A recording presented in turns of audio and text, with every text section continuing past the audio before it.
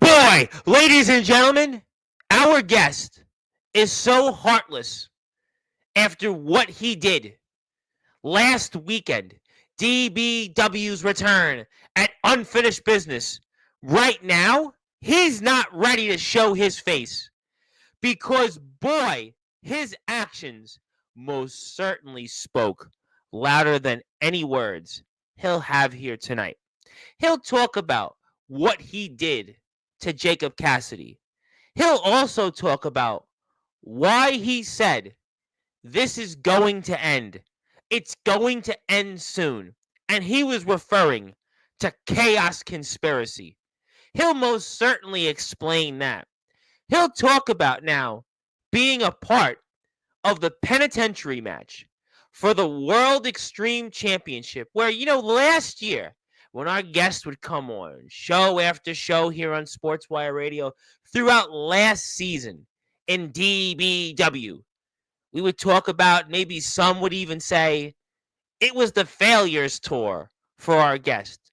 But it seems like this year is the start of the comeback tour, or maybe should I call it the revenge tour? And that revenge tour started with Jacob Cassidy.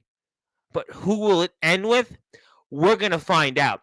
We're also going to talk about just some of those participants in that penitentiary match, including the current World Extreme Champion and another man who maybe was at the center of our guest and, well, that slow road down to the bottom, down to where it all started last year in the failures tour. And then I'll most certainly bring up for our guest, how about that man that had plenty to say last week, who some would say is almost a Nostradamus, some who also would say, especially here on this platform, that our guest was eventually going to be where he was today because, well, he opened his eyes. We'll talk about Silas Walker. We'll most certainly get into him in a little while. And we'll even talk about a headline who might potentially qualify in that penitentiary match. But first, he'll have to get past a Bitcoin billionaire. But usually our guest is here and he's in a certain mood, but he's in such a mood tonight, he's not even showing his face yet until I give him that introduction in prime time on the brightest lights, the biggest stage, the platform that he and DBW most certainly helped build, Sportswire Radio, to the tune of nearly 1,500 subscribers. And most certainly because I see some people now starting to arrive in the chat, people starting to tune in, and I know our guest is already upset, but he's going to explain everything what he did at Unfinished Business now. But in the words of Def Leppard frontman Joe Elliott, let's get rocked, baby. Some would say we're closing the weekend out. I like to think we're actually starting the weekend off here because our guest, he may be a heartless sheriff, but I can assure you there will be no chaos conspiracy, what he'll have to say. But I'll most certainly be asking, but at what cost did our guest do what he did to Jacob Cassidy last weekend? But it is now time to start the show in style on Sportswire Radio, the number one global radio station where all music and wrestling matters. So with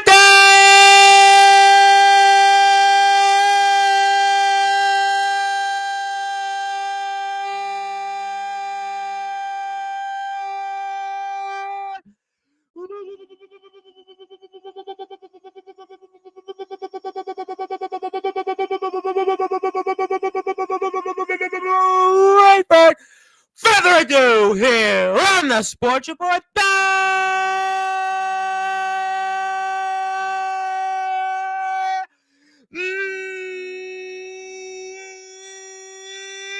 number one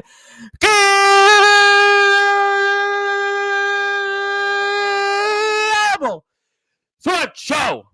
A man that is certainly, in his words, about to end chaos conspiracy. a heartless sheriff who's now qualified for the DBW Penitentiary match for the World Extreme Championship at Total Domination X. His name is simply put the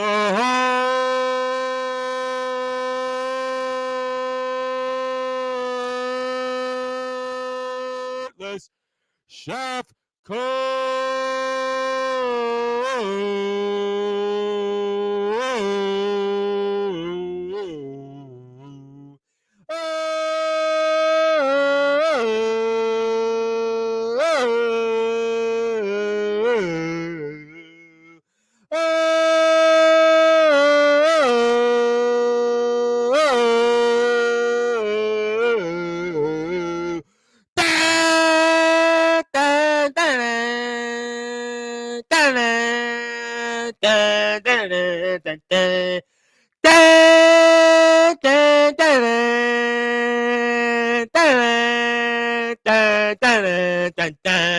Colten,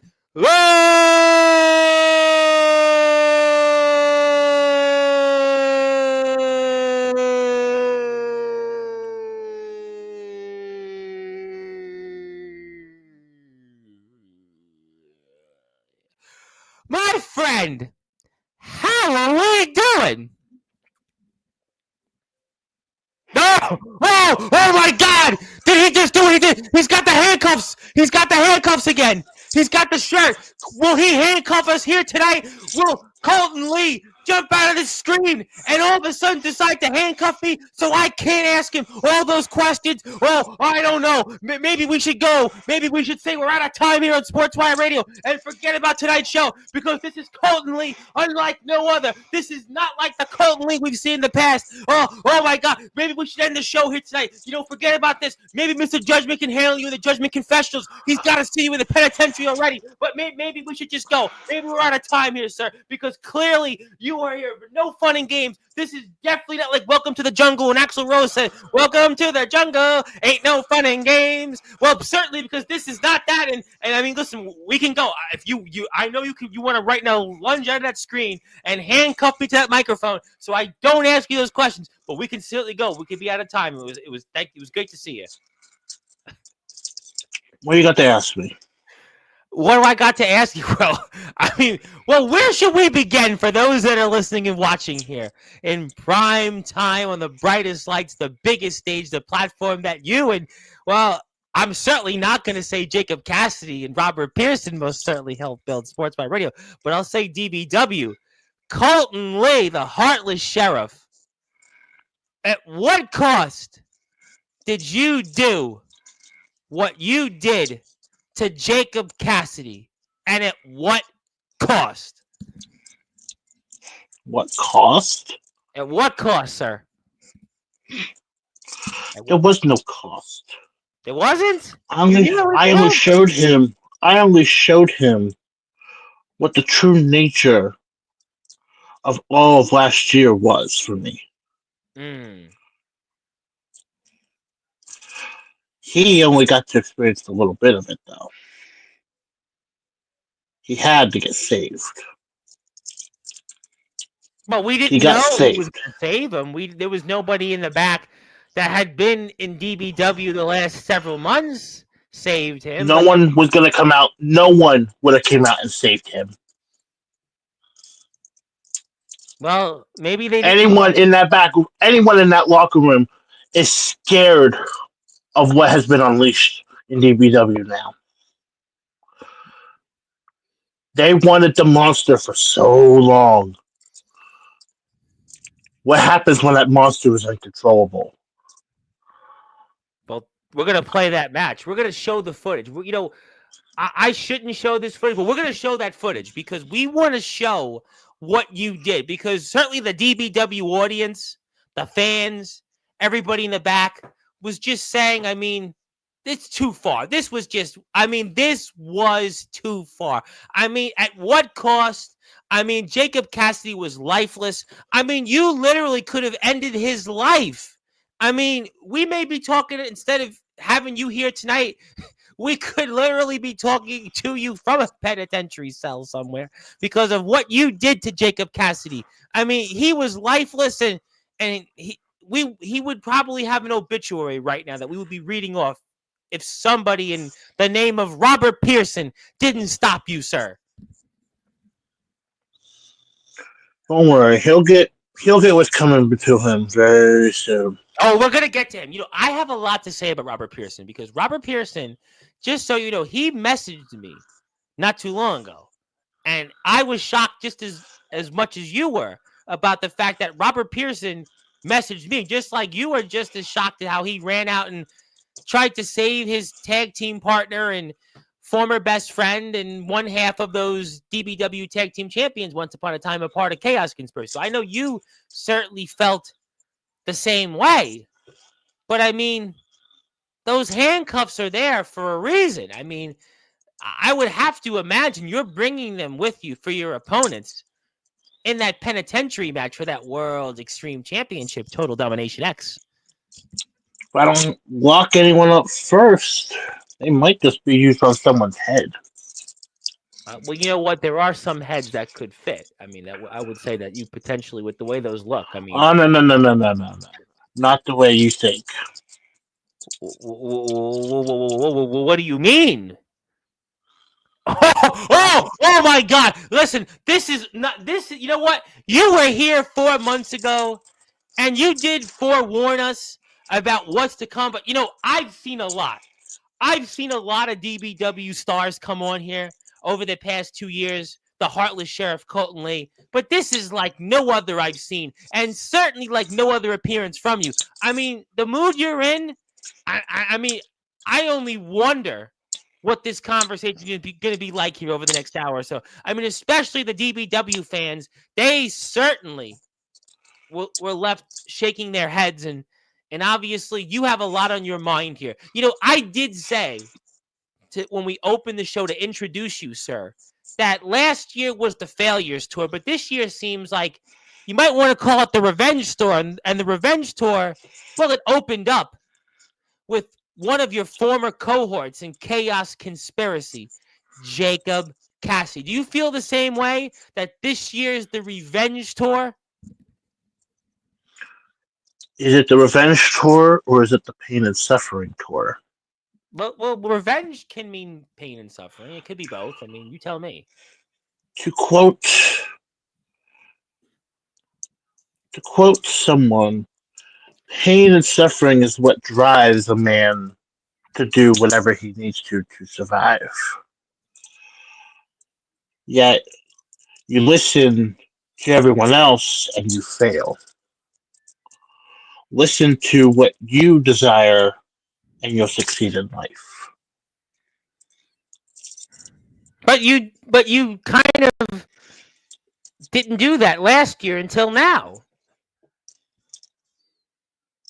As much as I hate him so much. Oh, I know what you're talking about. Go ahead. I have to thank him. Silas Walker. We're live. Listen, we're going to make sure he hears that. You are thanking the DBW general manager, the global champion, the man that was here. As a matter of fact, he was here when he first started that reign as global champion, and he forewarned this was going to happen. I said last week that, well, more or less, he was like the Nostradamus of DBW, and maybe the Nostradamus of the wrestling world, and yet, finally, you're thanking Silas Walker. Thank you, Silas Walker. You, at World War II, finally unleashed what was hidden so far down, deep down, that I didn't want to unleash it on anyone. For 3 years, I've had that hidden away. Since I started my career, I had that hidden away. I didn't want to unleash that on anyone. Well, we sit here today. And I've nearly ended a man's career twice. Basically, publicly executed this man live on camera That was multiple we're gonna times. show that. Yeah, you did that nearly. And had the fans finally chanting something for the longest time that every person loves to hear. You're an asshole.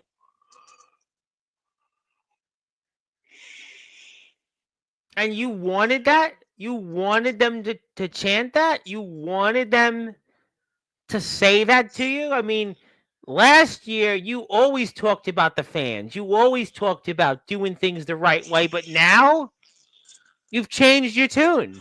You changed your tune at what cost? And we're going to show that public execution of that man you nearly decapitated in Jacob Cassidy. One of the most heinous things I've seen in my career. I mean, you've come here tonight You with handcuffs already.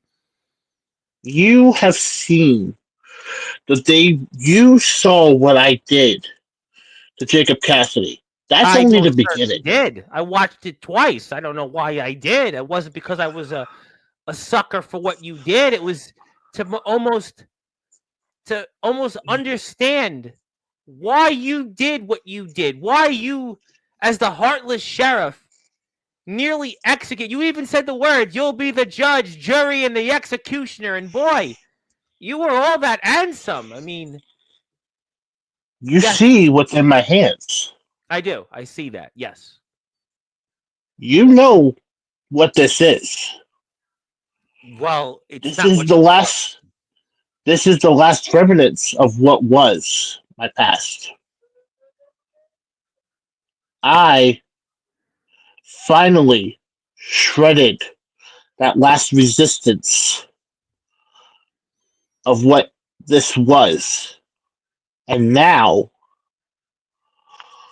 Colton is finally free to do what he wants, when he wants, with no repercussions coming for it.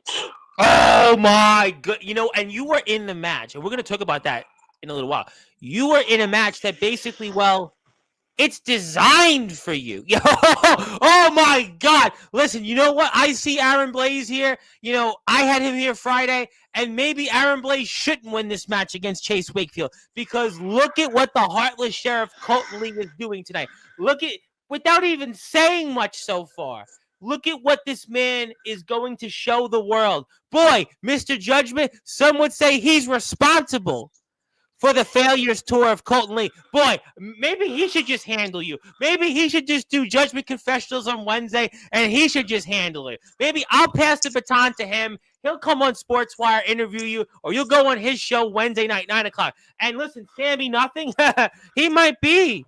He might have nothing after what you do to him coming up here at Total Domination X. But I think it's time to show that footage because I don't know what kind of mood you're in here. I want to say hello to Zilla. Zilla's here. My buddy Anthony Finkel, who said the Joe Hendry reference on a different show I was on. But no, there's no Joe Hendry references here tonight.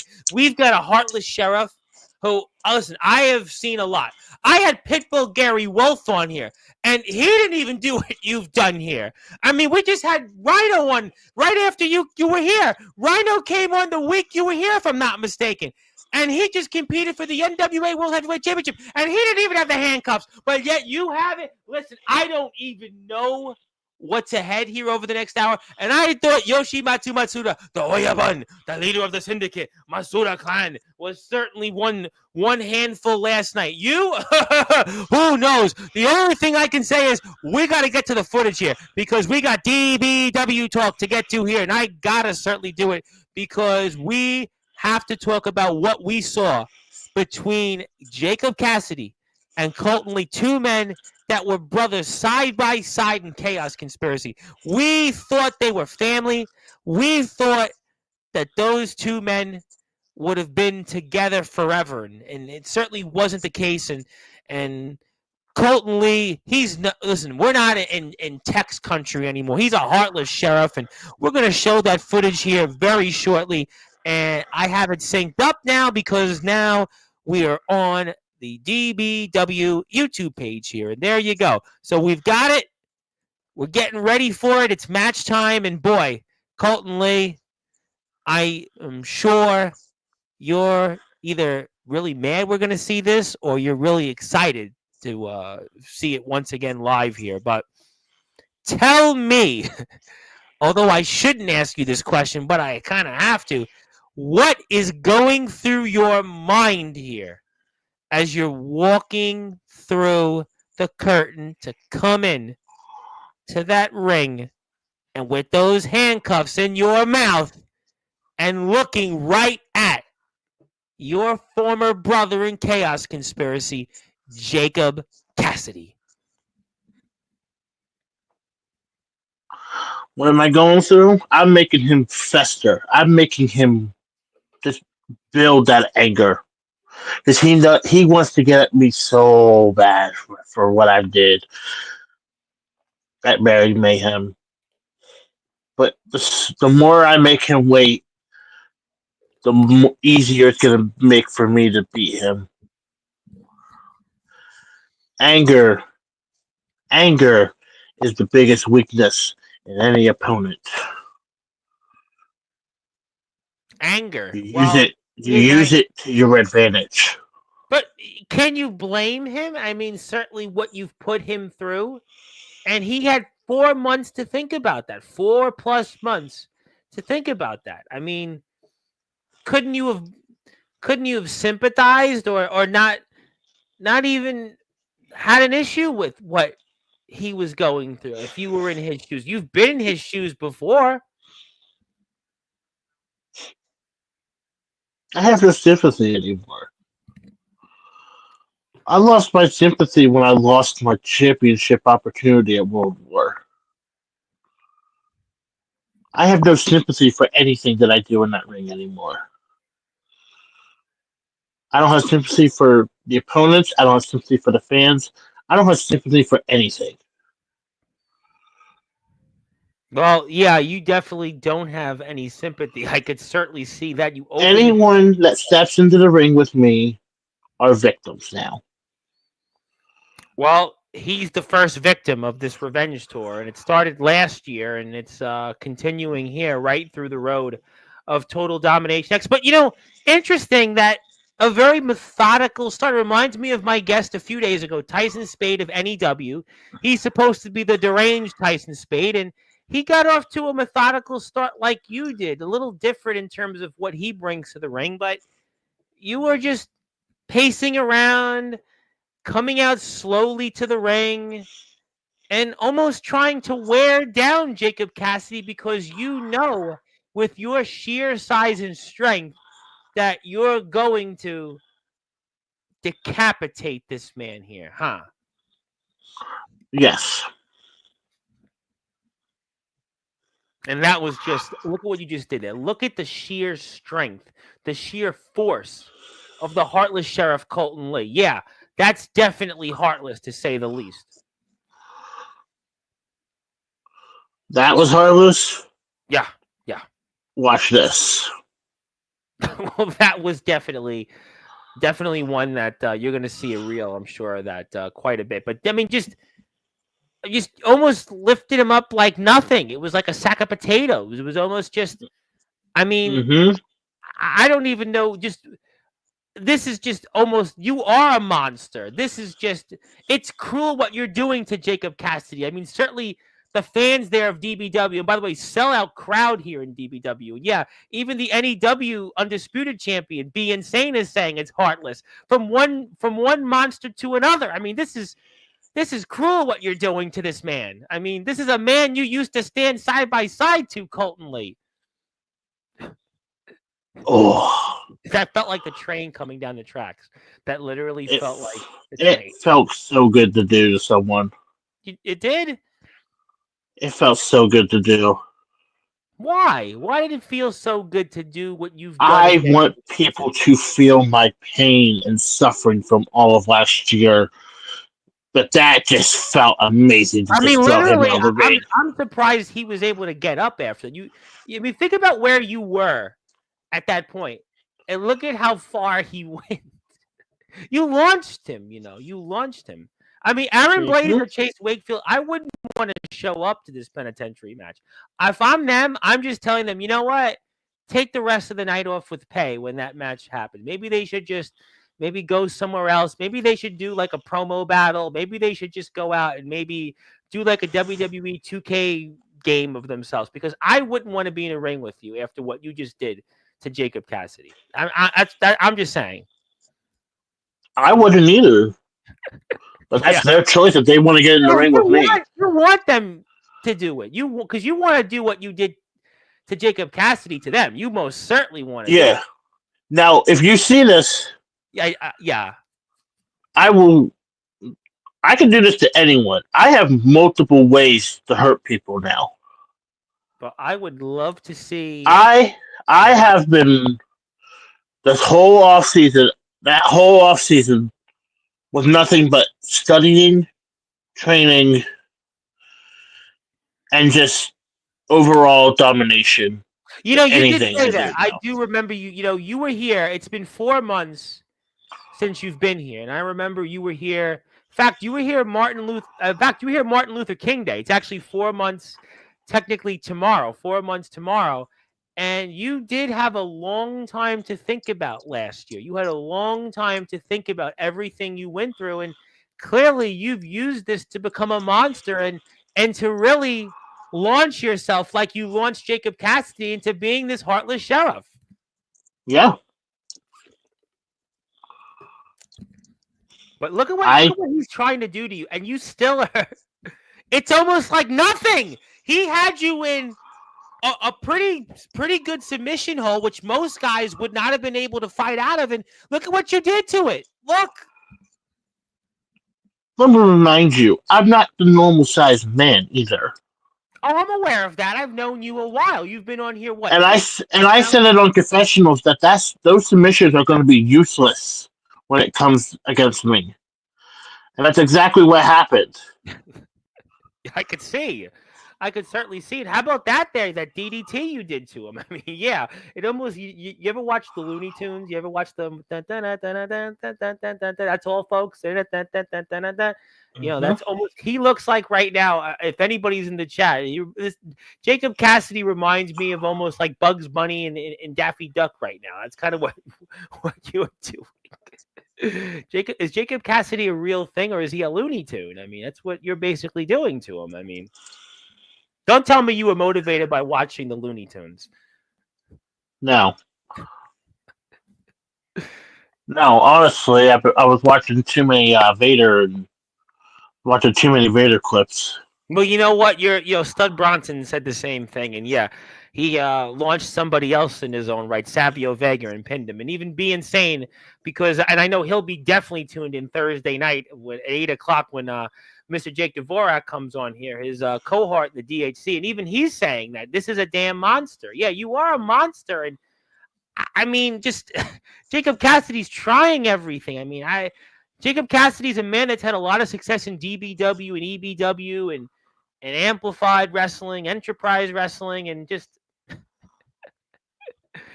nothing's working here. Nothing's working. I mean, he's trying. I mean, He actually got me here, so almost kind of, but he kind of did his 619 Rey Mysterio, and he's trying yeah. there, and that was kind of clever. Bronco X Factor, whatever you want to call it, Bronco Buster. But how about that? You launched him. Dude. We're not going to be in the penitentiary match together. I'm telling you right now, we're not going to be in the penitentiary match. We're not. I don't know if anyone wants to be in a penitentiary match now that I've qualified for it. Well, you got Mr. Judgment. You got Mr. Judgment, and that's going. I can't wait to see you in Judgment again, square off. And you've got Sammy Nothing. I'll get to him later. But He just hit me with his big move. And you just look what you did to it. You just went like that. Yeah. I mean, to me, this is. I mean, listen. Even Zilla is trying to reason with you. Zilla is saying you're not an a-hole. By the way, I am. no. Why? Well, tell the audience. Zilla's saying you're not. Zilla is defending it, and she was there. She watched it last weekend. I saw her in the chat. She was watching Unfinished Business. I mean, tell us why. This is why. Well, that was too far. What you were doing to that man, you were stomping on him. That was brutal. That was heinous. That was a heinous. I put most of my weight right on his back like that. If this was anywhere else other than places like DBW or NEW, you would be in jail right now, literally in a penitentiary, sir. Mm-hmm. You might be facing 20 to life. Oh my God, no! Oh my God! Listen. If I put the volume up, this might be great. Viewer discretion is advised. I mean, Jesus, this man. Look at. You might want to turn it off. You might want to turn it off for this. You know what? We'll put the volume up because somebody will like it. Oh my God! Stop! Come on, guys, get back in the ring. Hardest part of the ring, allegedly. That was too far. That was too far, Colten Lee. Was it? Was it too far? He's lifeless. Just drag him and hit him already. He's finished. Was it too far? Nah, that wasn't too far. This man can't do anything. Look at him. He's like I said, a Looney Tune. He's one of those cartoon characters. He looks like. And you just heard me say right there. I end Chaos Conspiracy. Well, we're gonna get to that in a few minutes, but I don't know why Jacob Caskey decided to get up here. I really don't know why he did that. Because he has too much heart. And against the Heartless Sheriff, too much heart puts you down for good. He was getting ideas right now. Jury and executioner. Oh my God! Look at that! Listen, his neck is snapped. Oh my God! That was almost like Rice Krispies treats. Snap, crackle, and pop. I mean, that's what you did to you. Don't even want to show good sportsmanship by just holding your hand up there with the referee. I mean, you could have just went out and left and just had a great night and celebrated. Maybe had a few cold ones, but yet you're going for more. You're going for more, sir. This could have got you 20 to life in most places. You know that. It could have. The right thing and just not leave him looking at you because I'm terrified tonight, sir. It could have. Yes, it could have. And you even see me grab him. No. Oh my God, he's got those hands. You want to lurch right now, come into the screen and do it to me. I know, trust me. I know you do. You see the same things that are in my hand there are around my wrist. I'm not afraid to put them on. Well, you know what? I mean, this he doesn't deserve this. You're handcuffing this poor young man. He's already defeated. Look at him. He's barely breathing. He can barely turn around. He's lucky his neck wasn't snapped in half. He was lucky he didn't turn into Barry Wolf after Barry Wolf broke his neck back in '96. I mean, you were basically trying to turn him into Barry Wolf. I mean, Wait a minute! Who is that? I think I know who that is. No! There's not a boom shaker. Shake, rattle, and roll. Oh my God! It's Robert Pearson. I haven't seen him in who knows? It's months, almost a year. What are you doing? Yeah, what are you doing here? Do you work here? I was gonna ever come back. You thought that was the last time you're ever gonna see me. Chaos doesn't end on your cord, buddy. Hell yeah! Oh, hell yeah! I will end it. I will end it. You're not gonna end nothing. You're not ending nothing. End it. Jacob Cassidy. Boy, Jacob Cassidy, this man needs medical attention right now. Look at him. He's red right now. I mean, really, I don't know how he's standing on his own. And then there you go. There you go again. Oh my God. We have a lot to say, but before we do it, that was crazy. I mean, certainly, you know what? I mean, listen, maybe Mr. Judgment should handle you on Sportswire or elsewhere going forward, but he'll have to deal with you in the penitentiary match. And even B Insane's looking at this like, wow, you know what? Maybe he's getting ideas. After all, he did defeat a quarter of the TF Crew roster yesterday, or a tenth of it, whatever it was. But that's the sub button for DBW. Go follow DBW, and most certainly get ready for Total Domination X. But there is so much to unpack there, sir. So much to unpack. Robert Pearson, Silas Walker talked about that last weekend on the show. He talked about Robert Pearson. He wasn't quite sure what Robert Pearson was doing. He was the manager. And why do you think Robert Pearson decided to show up to DBW and to save his tag team partner of, being executed or decapitated? Because the man has a fucking death wish, that's why. Well, that's true, too. That could be true. The man has a death wish. Do that, but we got it in. But go ahead. The man has a death wish. He could have just let me end Chaos right there and then. Everyone could have went their own separate ways. But he's got a heart. But no. He's got a heart. He wants to be the hero. He wants to be a hero. Well, fine. I'll make sure Chaos ends on my reign. And when I do end it, Jacob is going to be tied in the ropes. Pearson will be in the same position Cassidy was in. And I will end Chaos one fatal blow. Oh my God, listen, listen, kids, don't try this at home. Viewer discretion is certainly advised if Colten Lee, the Heartless Sheriff, gets his way, because Robert Pearson and Jacob Cassidy, I mean, they could be tied, defenseless, and they could literally be decapitated. Listen, drink that iced tea. It's brisk, baby. It's Lipton brisk, baby. Because I'll tell you what. I mean, Colton Lee, the heart. Oh, you actually do breathe, and you like that iced tea. Oh my God. Oh, look at him. He is a monster. He's a machine. He's a monster. He's alive. Oh my goodness. I mean, Colton Lee. Listen. These two men. I don't even know what's going through their mind if they hear this, but you know what? I mean, that is heartless. I mean, that is the definition of heartless. Tying those two men and just executing me. That stuff they did in the 1700s, the 1600s. They did that stuff. Not today. I mean, that would get you 20 to life. That might even get you the death penalty. That might get you the death penalty for doing those things, sir. Sir, you're not the man I used to know. You're not the man I've known for almost 2 years. There is a killer instinct here. There is no question. There is a killer instinct. And boy, I mean, Robert Pearson, maybe he will regret this. Maybe he's got a death wish. Maybe he does have a death wish after all, sir.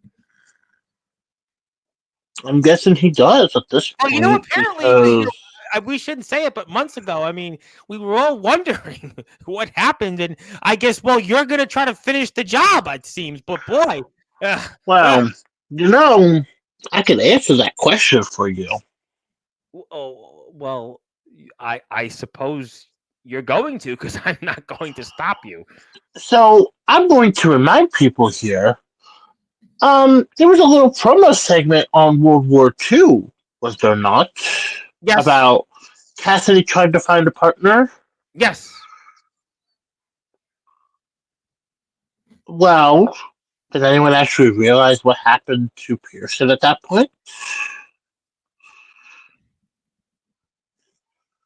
No! That couldn't have been. Couldn't have been you. I took Pearson out. But what? But I thought you and Pearson were tight. for all that time. I thought you and Pearson were buds. No, that couldn't have been. You always had good things to say about. You saw the dissension at beach break, summer break, whichever one it was. You saw the dissension. Two separate paths Yeah, between that's Chaos true. Conspiracy. That's true. Now, but that I just thought, you know what?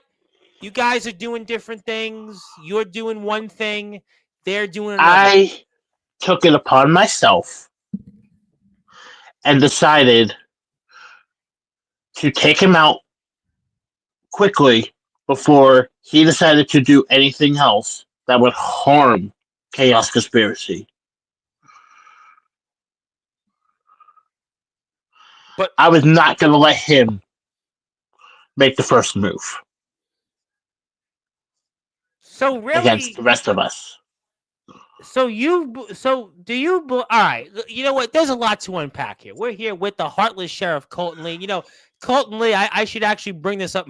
You're gonna probably say, "Boy, that really makes a lot of sense." But my mother actually, her band that she sings in is called Heartless. So maybe you should be talking to her, not me. You know what? I'm gonna definitely exit stage left. You should be talking to her instead because she has a band named Heartless, and obviously you would get along much better with her than me because obviously, you know, you've had some issues with me in the past. And maybe, you know what, she should be talking to you. Probably, you know, see eye to eye with her on more things. But obviously, you are here for as long as you like. And we're going to certainly talk a lot about what is going on in the world of DBW. And boy, I'm really excited DBW is back, but I am certainly with bated breath in what Colton Lee is going to say here tonight and what he's going to do, more importantly, coming up at Total Domination X, where he is going to be a part of the penitentiary match, which will decide who will walk away with that World Extreme Championship, which is currently held by Sammy Nothing.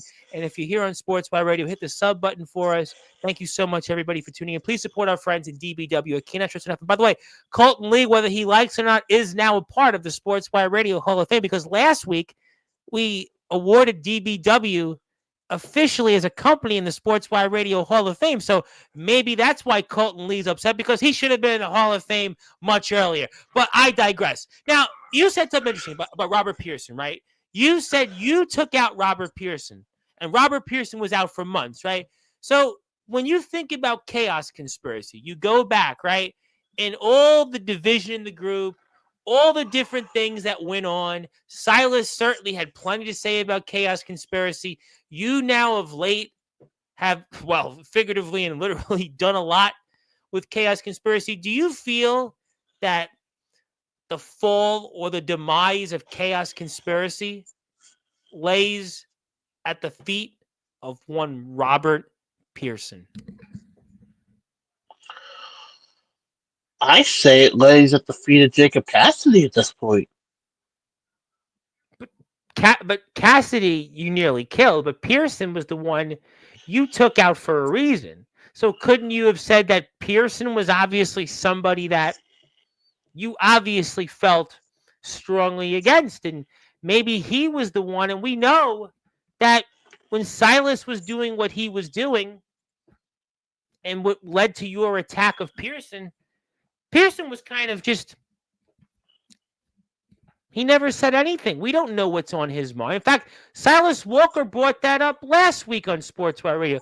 We don't know what Robert Pearson thinks of what happened with Chaos Conspiracy. We don't know what he thinks about you and what you did in that attack. So that's why I asked, do you feel that Robert Pearson was the reason Chaos Conspiracy, well, it became, well, chaos and it fell. The rise and fall of Chaos Conspiracy. I mean, more and more you think about it, maybe he was. Because he wanted to go, I saw it in his eyes, he wanted to go side with Silas Walker. I could see it. Everything that was going on, and everyone could see it, he wanted to side with Silas Walker so badly. But he knew he had to stay on the good side because they holding those tag team titles. That was a big chip in DBW at that time. To be the tag team champions in DBW, you know, what have we said the last 2 years? DBW's tag team division, it's the best in the underground. And it's the best compared to a lot of places. Look at who's held those tag team championships. Look at who holds those tag team championships currently, right? The Brooklyn Prodigies. And the Brooklyn Prodigies, they've been all over the place. The Brooklyn Prodigies, guess who the Brooklyn Prodigies were in the ring with not too long ago? The Stepdads. Rad Dad, who's here next Monday. So we know that, and look at who was one half of the DBW Tag Team Champions. The man that you're going to be in the ring with here down the road in a few weeks. Mr. Sammy Nothing with the Heretics. We know that the history of the tag, how about Ego, right? Look at what Ego did with those titles, right? Austin James, a man that Silas Walker did plenty to, and he was here last week. So we think about the tag teams, right? The tag teams that have been here in DBW and have held those championships, it's the very best pound for pound. I mean, there's no denying that. You know what I'm saying? So ultimately, that's a big chip. Mm-hmm. It is a very big accomplishment to hold those tag team titles. Looking at the teams that have been in DBW's history For sure. to hold those titles, you're talking in the eras of the Dawn's March, the Dark Brotherhood, Brothers Creed. Hanson and Mike held the titles last year. How about with them? What they've done in their career? Yep. Hanson and Kid Mike and Chaos and Ego, Divinity, and the Heretics. Like, you have big names that all have held these titles. And all of a sudden now, Pearson wants to start having a conscience for himself and almost wants to drop the ball on it. Like, I know technically I was not the leader of Chaos because we were all one leader. However, something had to be done. Unfortunately, it put Cassidy in a very unlikely position of having to find a new partner. But it had to be done. Yeah, no, there was no question. You're the reason then that Robert Pearson was gone for almost 10 months. We hadn't seen Robert Pearson really in almost a year. I mean, that's a long time. I mean, Robert Pearson, we didn't know if we'd ever see him literally again. You know, what you did to Jacob Cassidy is what, well, you essentially did to Robert Pearson. And he was this close, Jacob Cassidy, of being dealt that same fate that Robert Pearson had. Mm-hmm. Yeah. I let my anger out a little bit last year on Pearson and bottled it back up before anyone could see what happened. And, well, I finally let Cassidy see what happened to his tag team partner at that point. So, do you feel that Robert Pearson could get into the way of your plans of destroying Chaos Conspiracy once and for all? I mean, he said it's not ending on his watch. You said it is. So, what do you have to say about that? Plan A may or not have gone to fruition how I wanted it to, but there's always a plan B. There's always a plan B, but you're not going to tell us that tonight because that would be tipping your hand to Robert Pearson because you know Robert Pearson's somewhere lurking. Somebody's going to tell him about this, and he's going to want to respond. Exactly. I've even heard that Robert Pearson, he wants to come back to Sportswire, but I don't think that would be a good idea considering the mood that you're in, right? Because then you might have to meet him here on Sportswire and then have to confront him for He can Why? he can show up if he wants. Nah, But he's that's not a coming good on idea. the but he's coming on to my show now. No. Yeah, he's not coming on tonight. I am not that dumb. I'm Oh not going no, to I'm just certainly saying make no. that mistake. He This is your show now. Omen, this is still your show for the long run, No. trust me. DBW, you are the Omen Black of DBW now. You know what? You know what? You're absolutely right. You know, I couldn't have said it any better myself. You know, we've had a lot of people from DBW come on here. You know, it's almost been like a reunion. We've had 4 different DBW segments here in the last week and a half, right? Chase Wakefield, yeah, we'll get to him. Silas Walker, who you now thank. And Aaron Blaze, the newest member of the DBW roster, was here, and you're here. And I even hear from the grapevine that Sammy Nothing is coming here before Total Domination X. He says he wants to respond to all these different people that want his championship. I'm going to give him that opportunity. But you know what? When it comes to DBW on Sportswire, it is Colton Lee's show. No, you're absolutely right. This is your show. This is, when it comes to DBW coverage, your platform. And you know what, Robert Pearson, it would be a grave mistake on his part if he comes on here tonight, which he's definitely not coming on here, and maybe if he wants to come on here in the future, that'll be a big mistake on his part. I agree with you, sir. It most definitely would be. Rob, pay attention. What you see here is exactly what will happen when you get in the ring with me. You saw what I did to your partner. What's going to happen when you face me? We may, instead of not seeing him for 10 months, we may never see him again. I mean, you said it yourself, sir. You said that you're going to tie up Pearson and Cassidy, and you're just going to basically decapitate them. So that's it. There's nothing else left to say. There's nothing else left to do.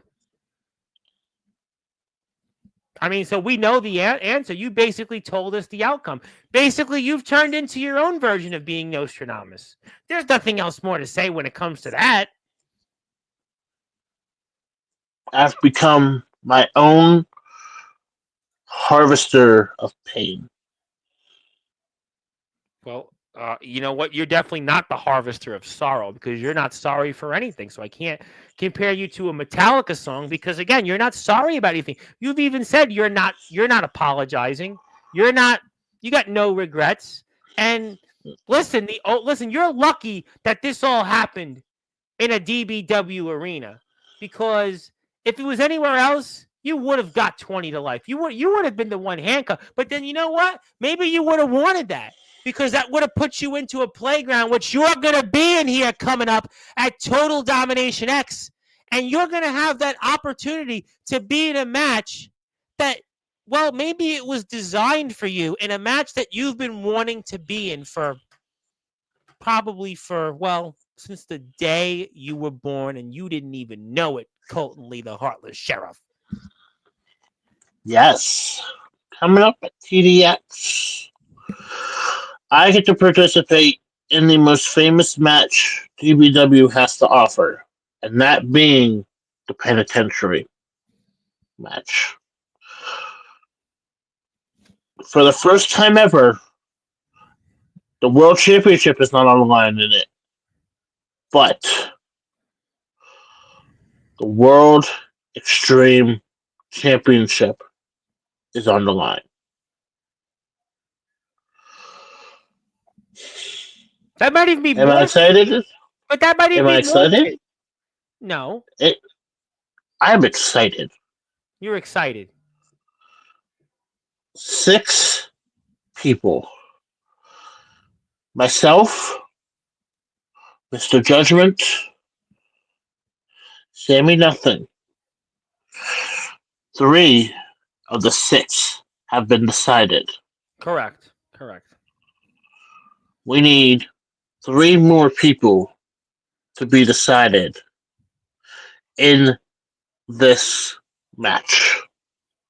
So let's talk about then one participant that will be decided coming up, and that will be decided at Fallout here soon. And that is the two men that I referenced that have been here recently to talk about DBW. And two men, like I said, I don't even know why they'd want to be in this match. I asked both men this question. They were, well, no, we got to do it. We got to be in it. We got to show it. Aaron Blaze, one of those names said, no, this is exactly why I've got to prove my worth. And, Chase Wakefield talked about his history. And, what do you think about that then? That these two men are competing for, an opportunity to be decapitated by you, certainly. And they'd still, if you don't decapitate them, have to deal with Mr. Judgment, the current incumbent, the champion Sammy Nothing, and two other people to be determined as well. I mean, what is your thoughts on being in the penitentiary match with either one of them, Aaron Blaze or Chase Wakefield? I mean, if you're really, I could probably pick right now who I would want to be in the match, but well, why tell the audience, right? Because they got to still compete, right? I could give my prediction. Now, all right. Well, who do you think is going to win? Now, who do you want to be in there? But who do you think wins between Aaron Blaze and Chase Wick? Really, a match that's like 7 years in the making. As much as he has the heart to be here, he has the fire. Yes, he has the heart for it, but he needs to show that mean streak. And I don't think he's going to do it in this match. So, my prediction will be Chase Wakefield moves on to the penitentiary match. Aaron Blaze, I'm sorry, but you gotta show something here. I know you have the heart, I know you have the fire, but you don't have the ruthlessness. You don't have that mean streak to get where you need to be at. And that's a good point because Chase Wakefield's been a world champion before. Chase Wakefield has held a lot of championships in DBW. He's been a part of the Dawn's March. And Chase Wakefield, I'm glad you said some of the things. You were in the chat last week because Chase Wakefield, he's got way more to prove in DBW than Aaron Blaze. Aaron Blaze just walked into DBW, right? It was a big thing to see him here. He shocked the world. He showed up. It was a great thing. No question about it. It's great to see him here in DBW.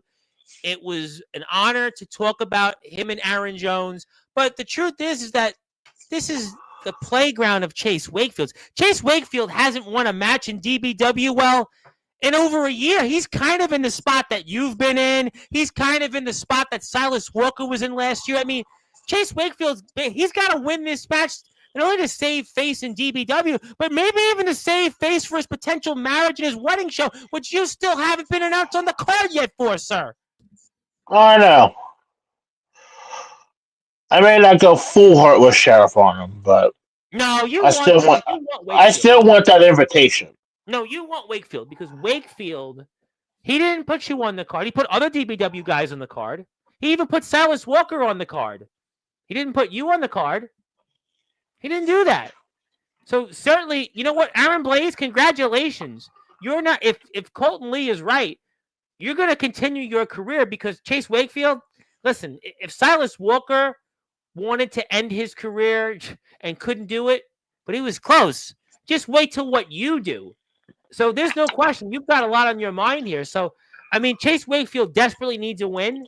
He needs a win to save, again, his wedding show, but maybe he won't because when you see him in that penitentiary match, you are going to toss him around just like what we watched for 15 minutes with Jacob Cassidy, sir.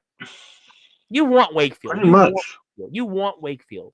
But let's talk about the two other participants next before I ask you who else do you think could be in it.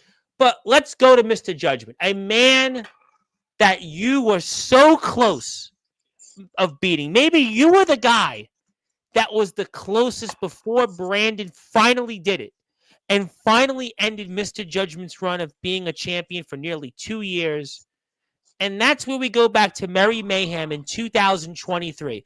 I had you here right around that time. We talked how close you were. You were right there. And now you finally get Mr. Judgment again after almost 2 years.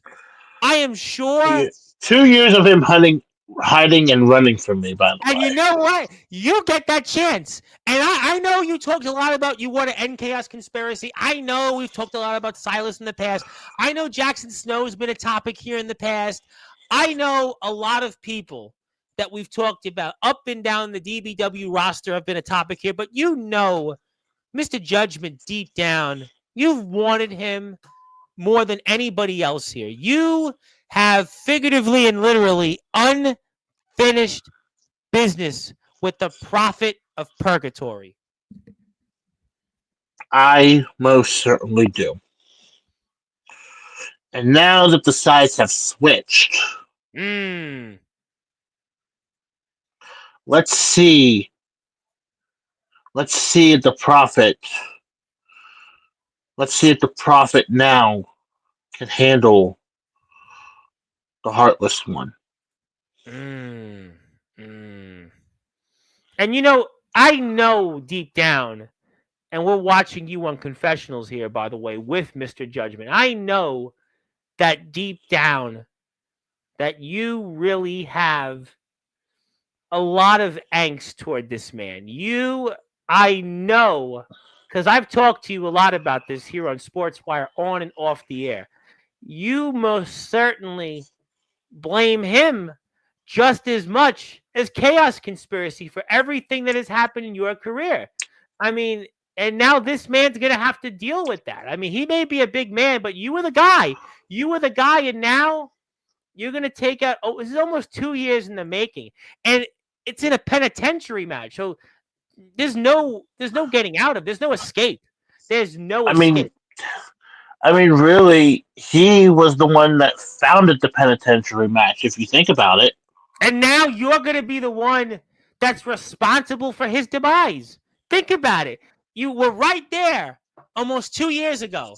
And now, how things and how the tables have turned, you're going to now be responsible for the demise of the prophet himself, Mr. Judgment. I said it before, and I'll say it again. Yes, sir. The new blood has been rising in DBW. You see what the new blood can do in DBW. Myself, the man on the screen beside me, Jackson Saber. I know Jackson Saber very well. He was the first guest I had on last year, and he's been in there with Mr. Judgment, by the way. He's mixed it up with him. Jay Luther. Jay Luther, look at what he's done, Jay Luther. Chaos. Cassidy. Pearson. Well, you're going to end them, so you can just put them off to the side because you're going to. I want to say this though. I'll say it like this though. Do it. Myself, Saber, Luther, Chaos. Now Aaron Blaze. They're blazing. The new blood is slowly and surely overcoming the veterans of DBW. How about Zachary Depew? Look at what he's done. You could throw him. I'll count Zach Depew in there, and I'll even count Jackson in there. Yeah. The new blood of DBW is slowly taking over and showing why we are the future of DBW, why we will run DBW.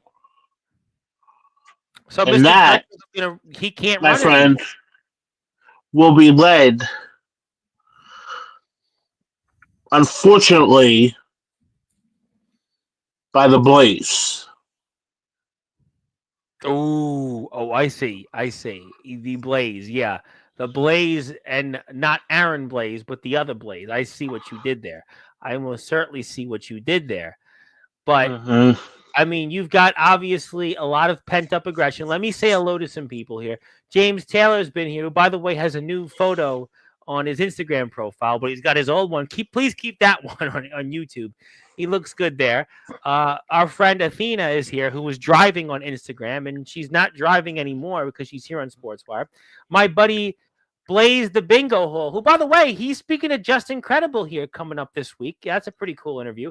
And he's interviewed, by the way, And the Blaze Ace Christian's going to be on his channel, I think, next week. So check that out. He's been a friend, and I've watched a couple of his podcasts, and maybe he'll interview you instead. Because obviously at this point, you just want to handcuff me to the microphone. You obviously can't deal with me much longer. You obviously rather deal with my mother because she has the band Heartless, and you know that I've been asking. No. It was a joke. I was No. kidding. Oh, I know, but you're the only one that knows how to control the anger. So, Well, Mr. Judgment's going to have to find it out. But, obviously, thank you, everybody here, and hit the sub button for us. But, all right, so we talked about Mr. Judgment. There's a lot of history there. You and I relived that match on Sportswire after it happened. You've been on here countless times. There is the Blaze himself, Ace Christian, and certainly the young Lurch, Blaze the Bingo Hole, knows him very well, too. And I want to talk about, though, the man that I'm really excited about coming to Sportswire Radio for the first time. Very excited about this here. Because Sammy Nothing is the World Extreme Champion. This is a guy we talked about as a tag team champion. This is a guy that's done a lot with this title. And he's heard a lot from what Aaron Blaze had to say about him, Chase Wakefield had to say about him. And now you're going to talk about him, and he's the incumbent through all of this. We're going to see what happens with Wakefield and Blaze. There'll be 2 other participants to be announced going into this. But what is your thoughts right now on the current champion? And what do you think you're going to do to him in order to take that World Extreme Championship from him? Well, I made my presence known to him at Mary Mayhem. Yes, you did confront him. Yes. Yeah. I said, anytime you want to go, we'll go for that Extreme title. Well, now what's going to happen? You see, I'm at a point now where I'm willing to put my body on the line to do anything at this point to beat him or anyone for that World Extreme title. Right. So, what happens when a man is willing to put his body on the line for something that he wants? That's a very dangerous man, is it not? Oh, you opened the show. First of all, you had no video when I did the intro. Then you showed your old self shirt, and then you had handcuffs. So tonight, you're definitely, instead of calling you the Heartless Sheriff, maybe we should call you the Underground's most dangerous man, Colten Lee. I mean, certainly somebody there in marketing there in DBW on the Bonfire page can look at that. But Sammy Nothing, right? He's not going to be Jacob Cassidy. He's not going to be Robert Pearson. He's going to be very tough to topple, no matter who else is in that match. And he knows Mr. Judgment. He was in a faction with him. He knows him very well. So he's got him scouted. He certainly knows Chase Wakefield very well. Blaze, he's been paying attention to. And, well, you've got a little bit of history with him in his own right. We'll see about who else is going to be in the match. But Sammy Nothing, I mean, listen, he did a lot to keep the title. Just we saw last week with Casey James, a man who he knows very well. So ultimately, at the end of the day, I mean, he's not going to be what you just did to Jacob Cassidy, and he's going to be still tough, nevertheless. I mean, really, if you really think about it, in my 3-4 years that I've been wrestling, me and Sammy have never really faced off one-on-one. You never or in any type of or have any type of match whatsoever. So technically, when I get into the ring for the penitentiary match with him, will be our first technical meeting we get. How do you feel about that? How do you feel that this is one guy that in DBW that you don't really have a lot of physical history with? How do you feel about that? I think it's a brand new experience for me to feel like what I can do to someone. Mm-hmm. What the pain they can absorb from me is, which makes me have to go harder than I normally would have to. But you have to prepare differently because, listen, Cassidy, you knew him like the back of your hand. Jackson Snow, you went to war with. You knew he was kind of your mentor. We spoke about everybody knows Judgment, right? But now Sammy Nothing, how are you preparing for him versus everybody else we've talked about over the last 2 years here? My thing is though with Sammy, he's very predictable. Predictable. He's very. Everyone says he's a five-tool. I'll do it in baseball terms. He's a five-tool player. Yeah, I kind of agree with that because Aaron kind of said the same thing about him on Friday. So without using that term, Aaron said the same thing kind of. Yeah, I agree with you on that. I agree with you on that. So depending on what you're going to get, could really make a difference. Right now, he's only showing one hand, and that's his extreme hand. Yeah, Right. he may have showed. He showed a little bit of his technician style against KC at Unfinished Business, but really, he's really been showing just his hardcore hand. So, what's it going to take to have to beat someone like me or someone like me in the future if it comes down to that?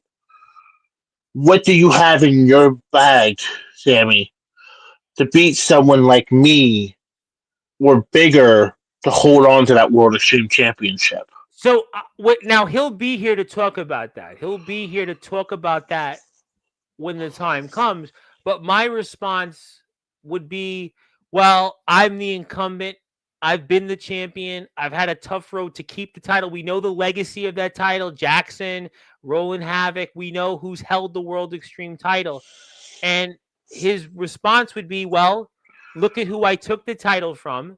Look at the history of that title. Look at how I've had to fight to keep that title. And look at what I've done in the tag division. So from his vantage point, he's going to basically say, well, you know what? I'm battle tested. I've been there in different spots. Look at what I've done in my career so far. And I'm going to use those same things as a veteran to hold my championship. And remember, he's still got to deal with guys. Listen, he knows also, right? You in Judgment, you're going for Judgment in that penitentiary. You've got a lot of pent-up rage there with Judgment, right? Blazing Wakefield, you've got pent-up rage with him if he wins that because you have not been invited to his wedding. You weren't put on the card. And who else comes in there? I'm sure, could be some unfinished business there. What if there are names like Roland Havoc? What if there are other names there? Big guys like you and Sammy Nothing can use, like you said, his 5 tools to keep that championship. And he's been here before. He's been battle tested as a singles and a tag team champ. That'll be he'll tell us when he's here, but that would be my response and what he'll say. It could come down to that. It all depends on who else is in that match. What do you think about that? Are you prepared for who could the 2 participants be for that?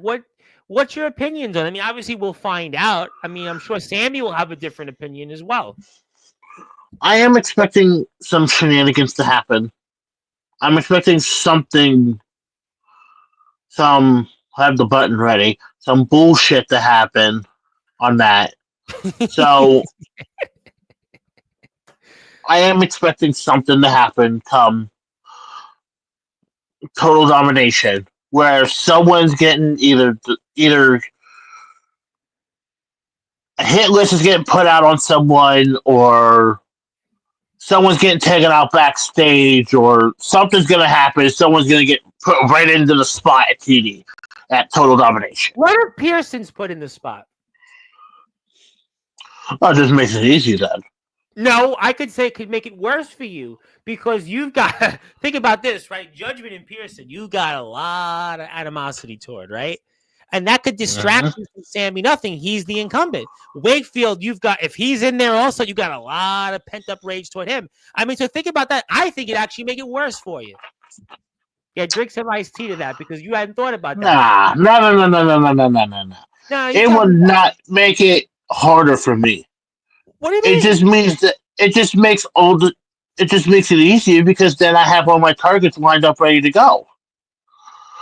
Remember, he's the incumbent.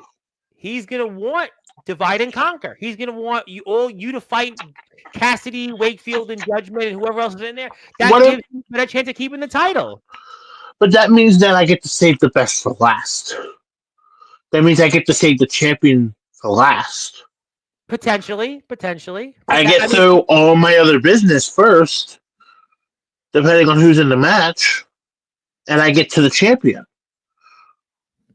Maybe. I mean, okay. I mean, I'll give you that. That's a possibility.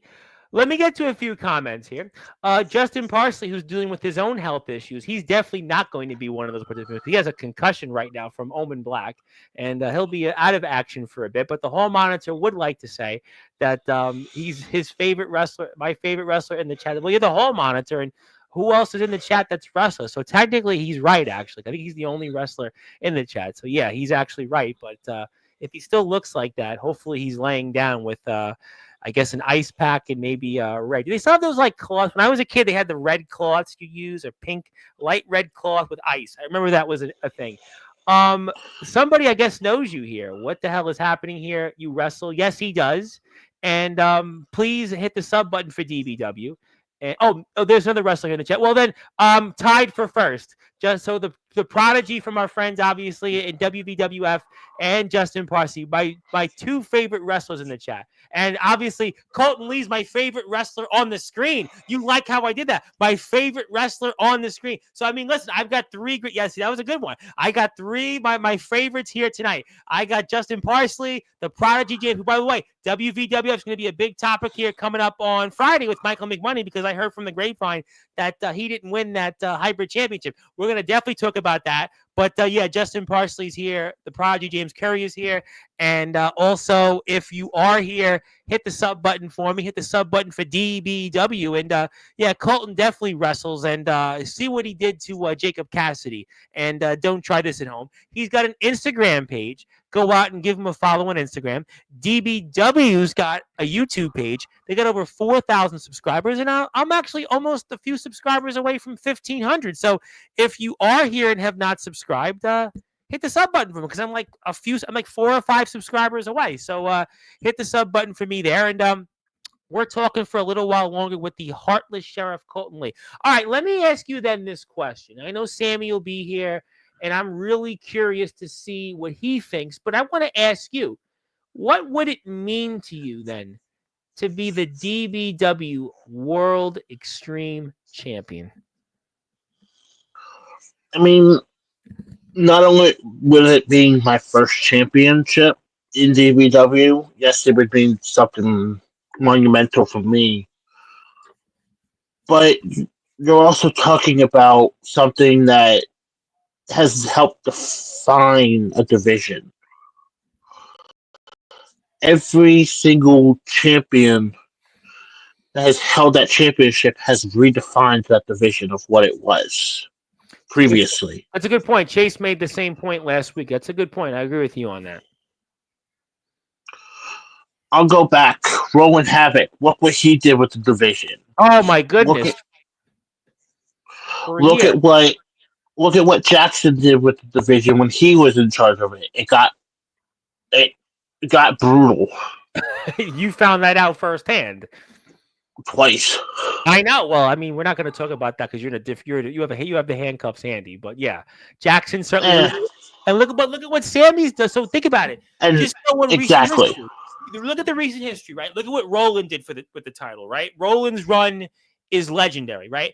Look at what Jackson did with the title, right? And then look at what Sammy's done with that championship. So those three men, they've set the bar. They've set the bar with the World Extreme Championship. Yes, they have all set the bar in different ways for the World Extreme Championship. Me winning the championship would just set a different bar to what they have all set. Anytime a new champion is crowned for that World Extreme Championship, think of it as a new stepping stone to what that division is going to be. It's a good point. I think that's a good point, especially in a very competitive one like the World Extreme, because look at who's competed for that. You've had world champions. You've had guys. Brandon competed for that title with Roland. I mean, so if you look at who's competed for that championship, for you to win it and to win it with the competition that's in that, I mean, that's basically icing on the cake. And then with me as the champion, I get to help basically redefine the division myself. Basically, how do I want it to be if I win it? No, I know what you want to do. You've answered it tonight. You want to decapitate everybody. You want to use those handcuffs. You want to basically become the big boss man and basically just make everybody that you're in the ring with lifeless and helpless. And we're going to say, well, if it was anywhere else, he would have got 20 to life. That's what you're going to do. You basically told us that all night tonight on Sportswire. I want to make it back to the way it should be. I want to make it extreme rules all time, anytime.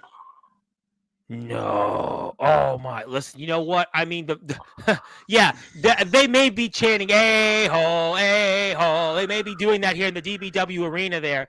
And yeah, that, you know what? That is something that I'm going to certainly have to ponder here. And congratulations. Yeah, I'm really looking forward to, I'm sure McMoney is going to have plenty to say about what happened at the WVWF Ryan James Memorial Show Friday. I'll probably ask Timothy Titan a little bit about it tomorrow night. Timothy Titan's in your chair. Boy, he's got a lot to follow up here, Colten. I mean, if I'm Timothy Titan, he better be on his A game tomorrow because he's in your chair at 9:30. We're giving him an extra half an hour because, well, he's going to have to basically follow up. You open the show with handcuffs. You didn't have a video on, and you open the show in handcuffs. That just tells you how difficult it's going to be for Timothy Titan to live up to that. But he'll try. I have no doubt that he'll certainly do a good job. By the way, Omen Black will be back here on his show Tuesday night. So, yeah, it's getting really, really physical here on Sportswire, I've noticed the last few days. Yoshi Matsuda was here as the Oyabun, and he talked about what he's going to do in Wrestling Zero. You had Aaron Blaze here on Friday, which certainly set the underground scene on fire. You had Tyson Spade, who was deranged. And we had you tonight, Timothy Titan tomorrow. And yeah, oh, by the way, Tuesday, Omen Black is here. The Boogeyman is back on his platform to probably celebrate what he did to Justin Parsley. But okay, so obviously that championship means a lot. Hold on. Parsley, if you're here still, lower the lights. It helps with the concussions. Trust me. That's a good point. I hadn't thought about that. That's a good point. It's a very good point. Hopefully he's not doing Jeopardy trivia and just doing that. That would be a good point. Maybe that'll help him with that. But all right, so we've spoke a lot tonight about what you've done to Cassidy, why you've done it. You talked about Pearson. You talked about Walker. You thanked him finally. You talked about the history with Judgment. You talked about, obviously, Sammy Nothing, which I think I'm very curious to see what he has to say. But is there anything else that you want to talk about, DBW related, or anything else that we haven't got a chance to cover before we get to any other words you may have before you, well, decide to either turn the lights off or handcuff me for my comments tonight or questions? I mean, if there's anything that the audience live wants to know. Well, I would say non-DBW related. Sorry about the Capitals, by the way. First of all, sorry about the Capitals. Out of character here, people. Yeah. Out of character here.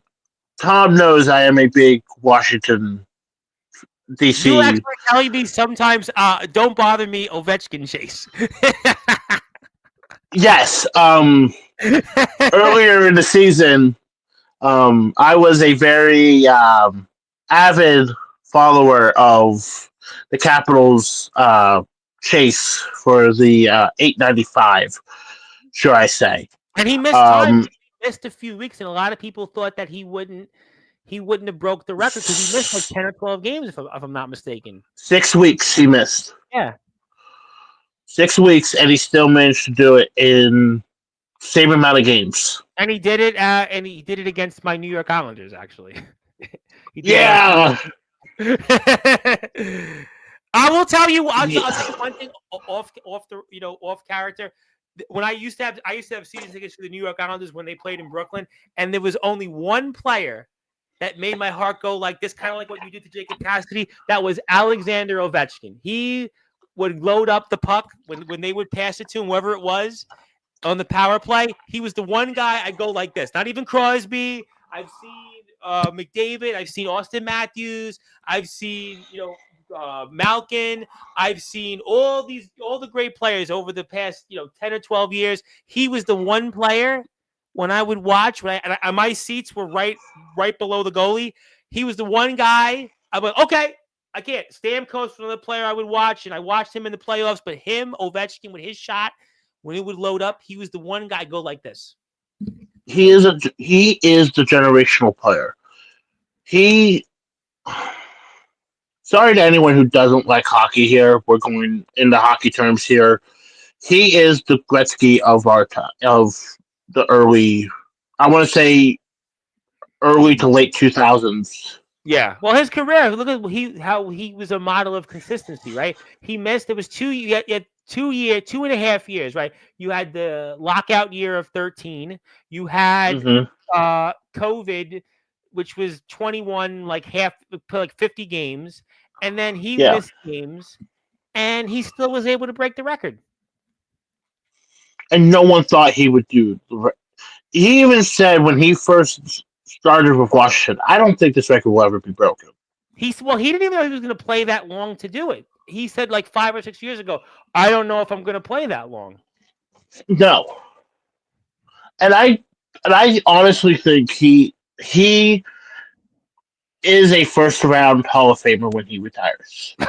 He's got the goals record. Listen, you may be a heartless sheriff, but there's no question he's going in the first chance he's in for the Hall of Fame. There is multiple players right now that I could say that is a first-round Hall of Famer.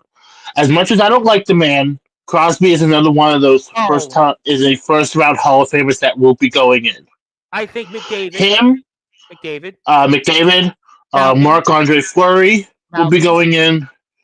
Malkin, yes. Steven Stamkos.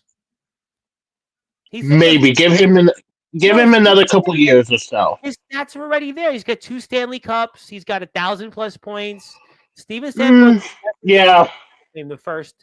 The first chance he gets, he's getting in the Hall of Fame. To me, okay, yeah. Now I do have to ask you, knowing you kind of like some baseball stuff. I do like baseball, yes. Rob Manfred just released the press release the other day. Let me guess, Pete Rose, right? What do I think about Pete Rose? I think Pete Rose should be in the Hall of Fame. But they did it to me. It's like it's hollow. He's dead already, though. It's a stupid thing. He's dead. It's like, yeah, okay. I understand this, and trust me, I said this when he was alive. He made his mistake. Yeah. He owned up to the mistake. It was time to let it go and get him reinstated. Yeah. Get him reinstated back into the MLB so he could finally get that recognition he deserved. Yeah, but you know the irony is that he's in the WWE Hall of Fame before the Major League Baseball Hall of Fame. Yeah. The irony of that. But yeah, no, listen. I mean, Pete Rose, he shouldn't have did what he did, but he should be in the Hall. There's people that have done so much worse in society and in sports, and they should have put him in the Hall of Fame when he was alive, but they didn't do that because it was stupid. Stupid thing. Thank you. Should have been in. Thank you. No question about it. To me, I've been saying that for years. I've been saying that, for like, I don't know, 15, 20 years. I have been to the Baseball Hall of Fame. Yeah, Cooperstown, yeah. I knew somebody that actually, they had family that lived. The people that live in Cooperstown hate the Baseball Hall of Fame. Do you know that? They hate it. Yeah, because they get so many visitors and there's no place and to they know, like, it's a little small town in the southern tier of upstate New York, and they look at it like they want nothing to do with it. Yeah. But I've been there, and I've seen a lot of the stuff in there. Yeah. There is some players that should not even be in there that have done a lot worse things than what Pete Rose has done. Listen, I am not going to name anything. You can all do some research. Absolutely. Listen, there's people in there, that have done terrible things and got chance, again, racism, steroids, a lot of other things. And I put my Ovechkin card up to show you. I have an Ovechkin card. I got it. Yeah. I spent a little bit of money at a card shop, and I managed to pick up 2 Jaden Daniel rookie cards. Oh wow! Okay. Yeah. I think I spent maybe $20 on both cards. I've noticed that it's crazy. Achille was saying, at least where I live, I've seen it in Staten Island and Brooklyn that cards collecting has made a comeback. I've noticed that card shops Hmm. are opening again. I remember as a kid that where I lived, there was one, two, three, like there was like 5 card shops within like a 10-block radius. And when I collected baseball cards, basketball cards, and I would go to like I would pick one place one day, I go to another place another day, and I go to another place, and I go to 5 places in like a 10-block radius. But they're coming back a little bit because I think because of the autographs, the grading of the cards, so if you're into that stuff, it's kind of made a comeback the last few years. I mean, I'm not really big into like the grading stuff and everything. I just like to kind of like have them and collect them and stuff Yeah, like I that. never, I But never got my stuff great. I never had the time. I just never, I just haven't. I didn't do it. I like going in there and kind of seeing what people are looking at, what people are kind of looking for. I set up an account with Panini just fairly recently, and I'm a big fan, fan of a whole bunch of different stuff. So I ended up opening up an old pack of NASCAR Panini cards that they had in the store for Oh, like really? 100. They had like $160. Oh wow. Well, yeah. Well, Panini does the NBA card. They do the NBA now. They do the Yeah, NHL. They do the they did NASCAR cards. yeah. They're still doing NASCAR cards for a little bit. So I opened up one of the old packs, and I actually managed to find the souvenir card for one of the redeems in the pack, and no one knew it was in there. I've been Yeah. waiting. I put that back in February. It's now May, so Oh wow. Oh wow. Yeah, I used to yeah, love I'm going to still waiting card for it. as a kid. I would go. I remember like I would go and like spend like an hour or 2 hours at a time and just look through. I remember as a kid, just like my summers would be like looking at baseball cards, all day. It was fun. Hmm. It was fun. It was I fun. like looking. I like getting the I think it's the tops or the Allen and Gintz. Yeah, I seen those. Yeah, I seen those. It's the Allen and Gintz. I think it's made by Tops. I love the old school designs that they do with the Allen and Gintz stuff. I think that is the coolest thing they do. Even like the tearing off the back of the card and seeing what's Um, inside the cards. well, the jerseys were a big thing. You would get sometimes with the cards a part of the jersey or a part of the game worn Hmm. thing. Like Tops was big with those, but I don't have any room to Yeah. collect cards any. Unfortunately, like I just can't collect cards. It's just I would get back into it, but I don't have any. Yeah, and with Tops now doing WWE cards, I've almost like wanted to spend the money and start doing that. But Yeah, I did. You know what? Like 2 years before I had he was covering DBW. I did one show. I did when I was on Facebook only, and I bought a AEW. I bought like 10 packs of AEW cards. And I actually opened them up one, and I got like a lot of views on YouTube and Facebook. Let me get to some comments though. I want to say hello to people before we get to a few other things here. El Drago's in the house. He'll be here Tuesday night, I am sure, because Omen Black's going to be here. Also, let me get to before Zilla's question is Rip to Sabu. Yes, obviously Gary Wolf. We thought about Gary a lot. I spoke to Gary about that. Yes, Sabu definitely hits home, and we want to give our yeah, thoughts first to him. Sabu should be in the WWE Hall of Fame. Yeah, I mean that's another one. Sabu should definitely be in the WWE Hall of Fame, and I don't know why he's not. I don't know why he's not in the Hall of Fame. I can explain that one. Yeah, go for it. 20. I think it's 2006. About the marijuana one, right? Yes. With Rob Van Dam. Yep. Yeah. Well, Rob Van Dam. That would be. Didn't they induct Rob Van Dam? Did they put him in? I think But Van Dam made up. But Van Dam made up with WWE at that point. That's true. That's true. Sabu never has made up with WWE at that point. They just put Lex Luger in the Hall of Fame, and look at what I mean with Elizabeth. I mean, like a lot of people. I mean, he was. I do think Elizabeth should be in now.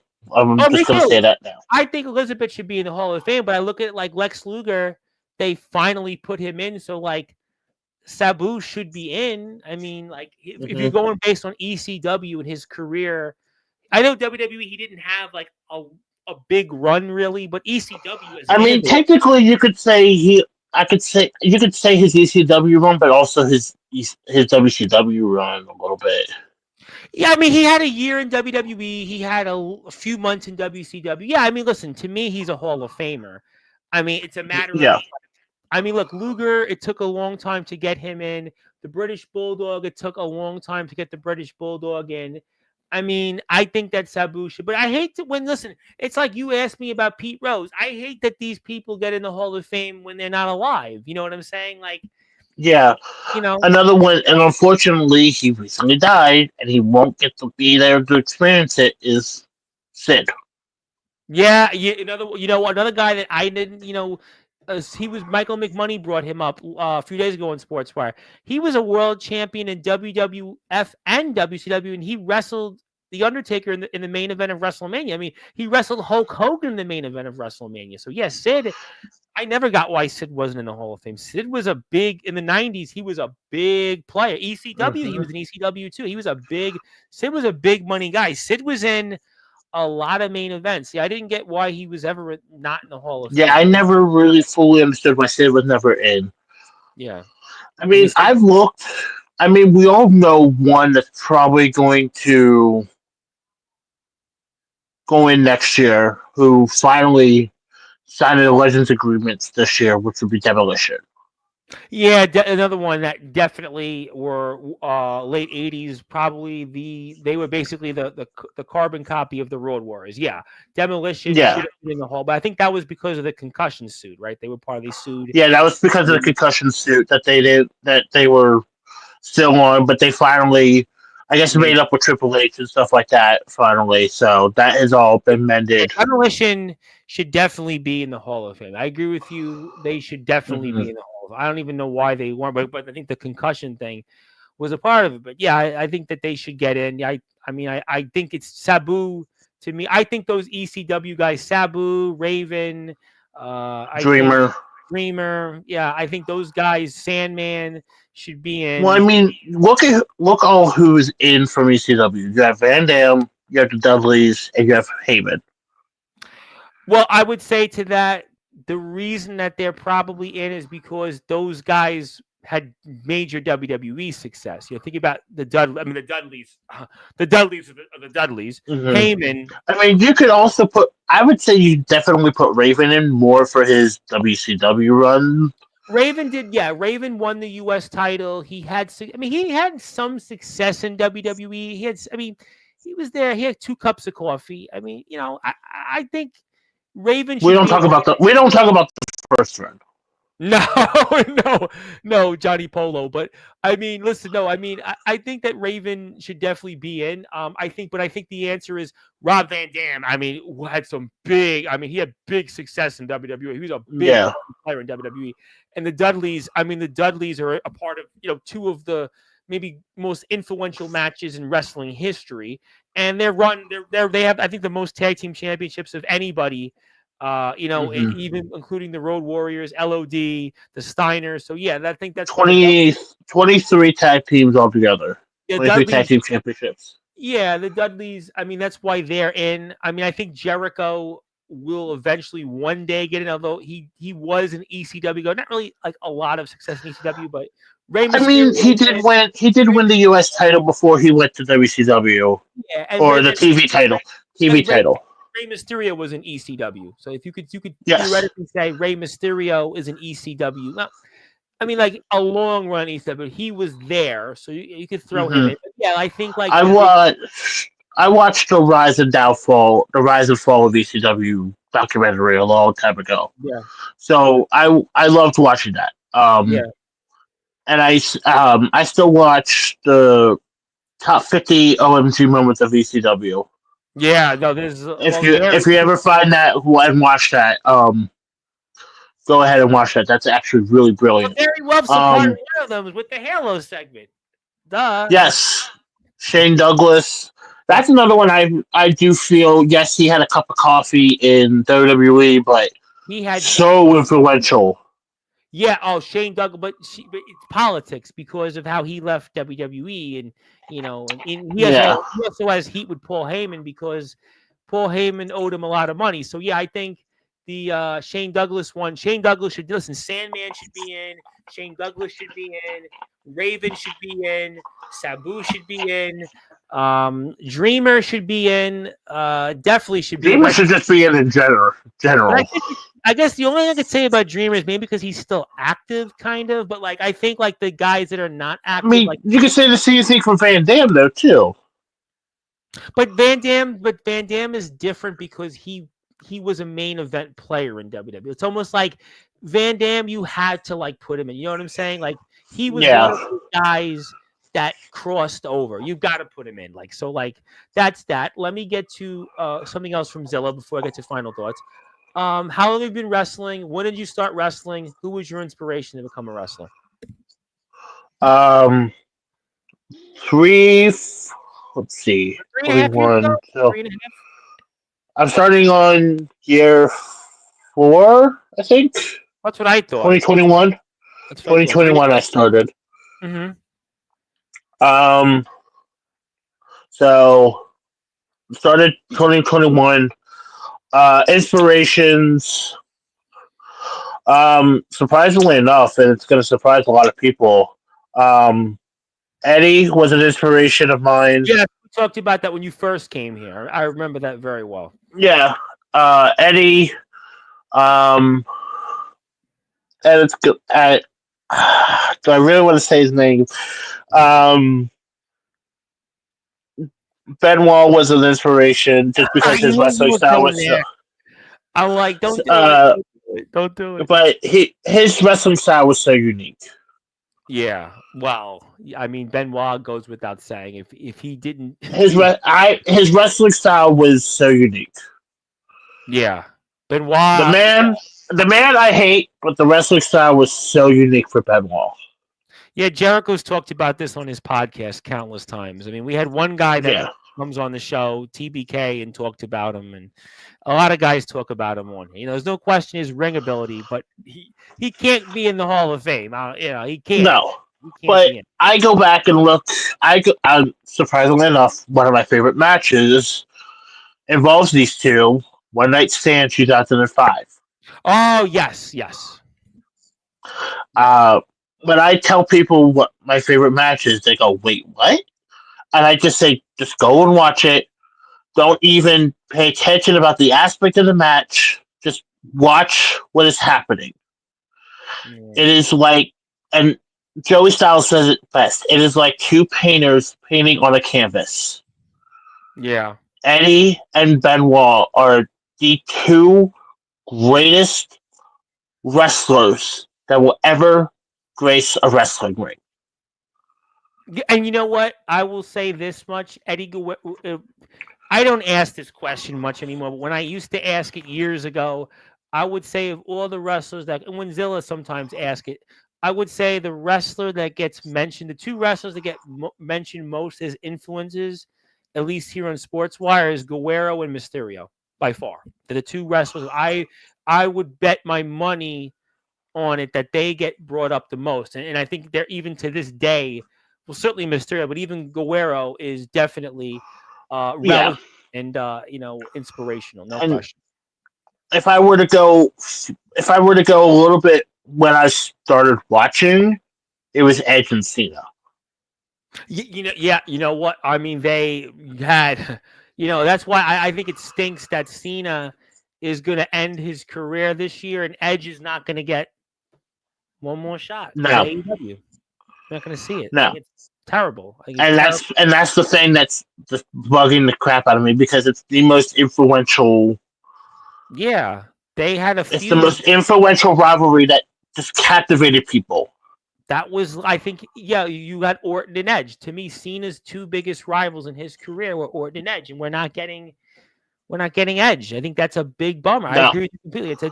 If you grew up like we did in the Ruthless Aggression era, to me, you had to have, if Cena's going to go out, Edge. You had to have one more match with Edge, and we're not getting it. I think it's a total bummer. It's a bummer.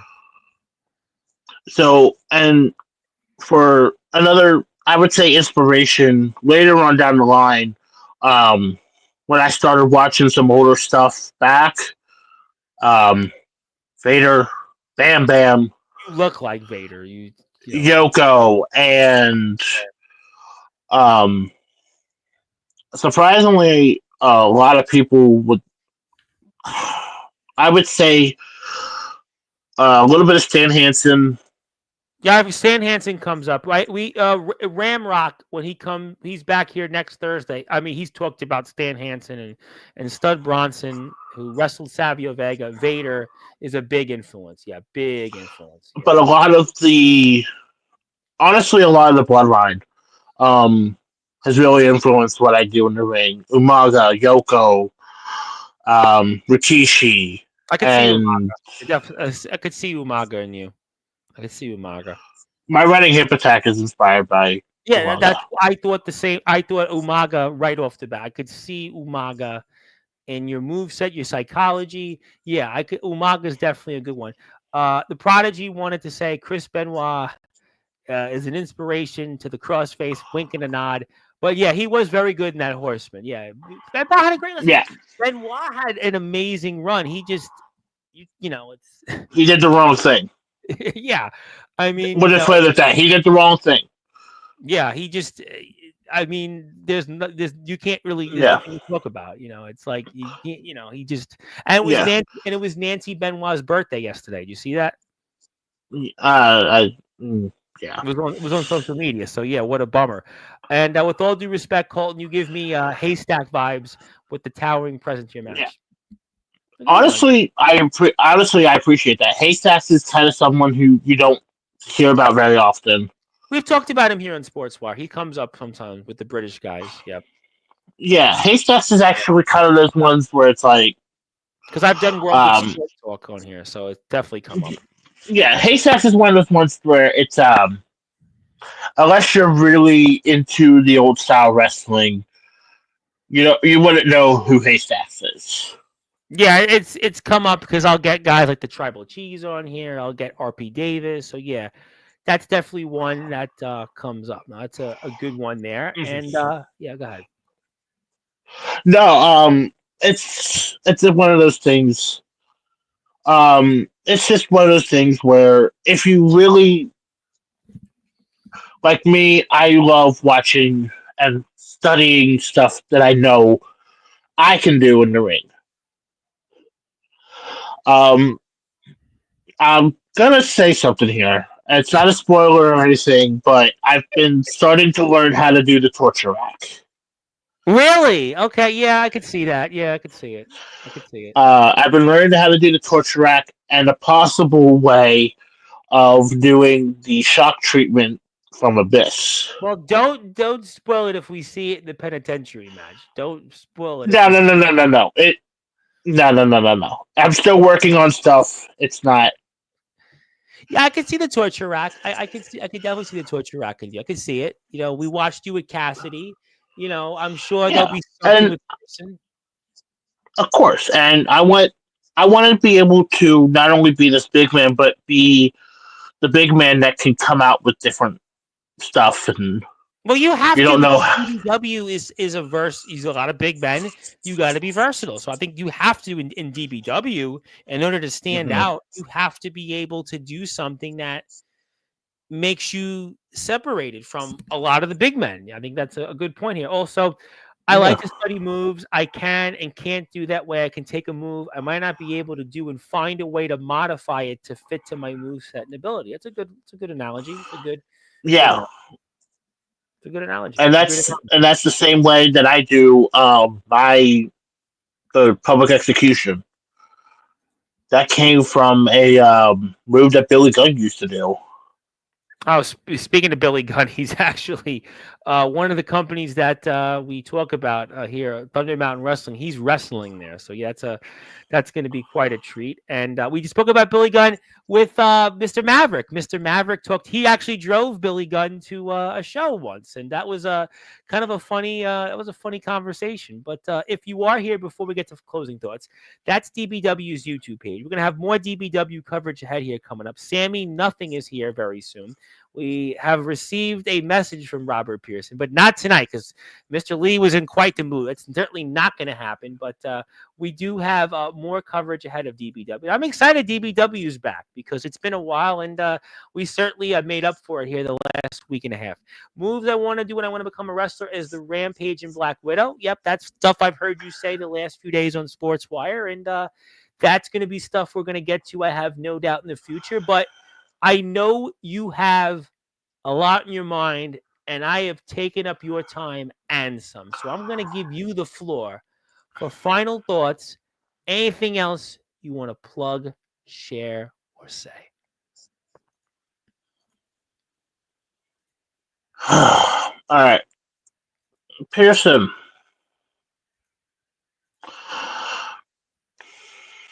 You overstepped. Well, you overstepped at unfinished business. If management allows it at Fallout, I want you in a match. Whoa!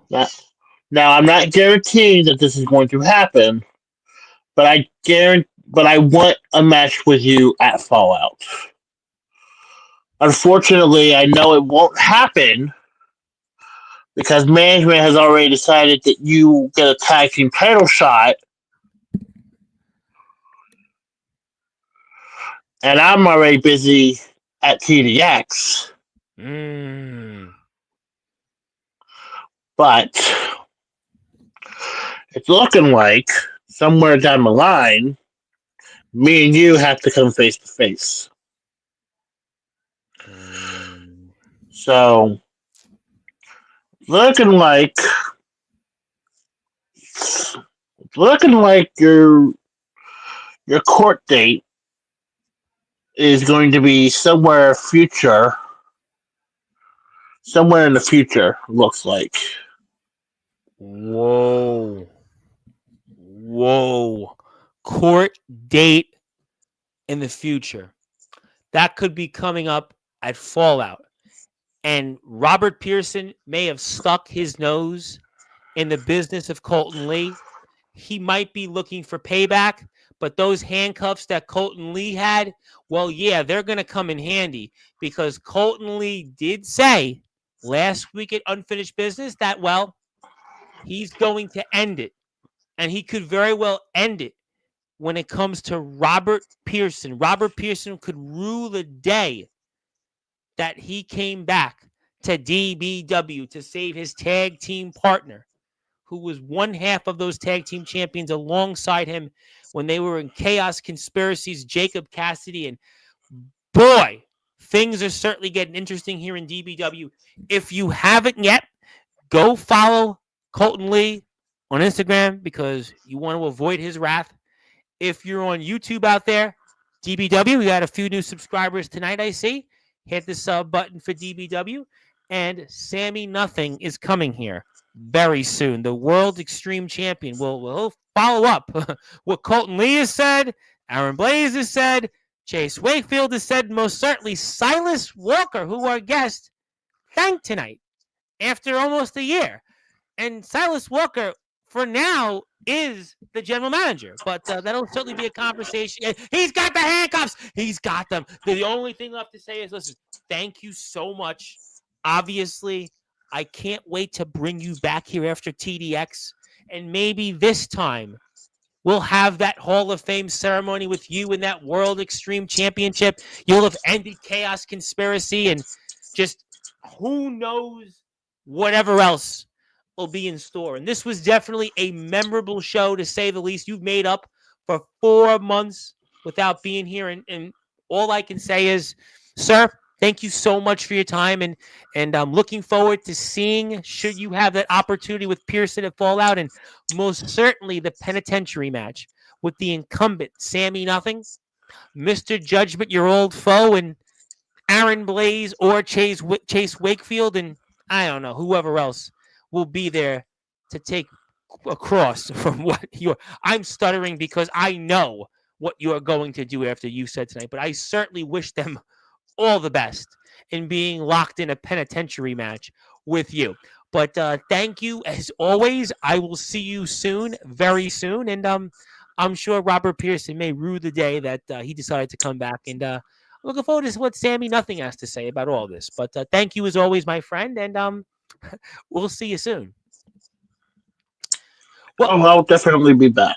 oh, I think you, in the words of John Wick, be seeing you real soon, Mr. Lee. We'll be seeing you very soon because Colton Lee, the Heartless Sheriff, has got plenty on his plate. He wants a match with Robert Pearson of Fallout. He is also confirmed in the Total Domination X penitentiary match for the World Extreme Championship. He will be one of those 6 participants that'll be scoring off to take that championship away from Sammy Nothing.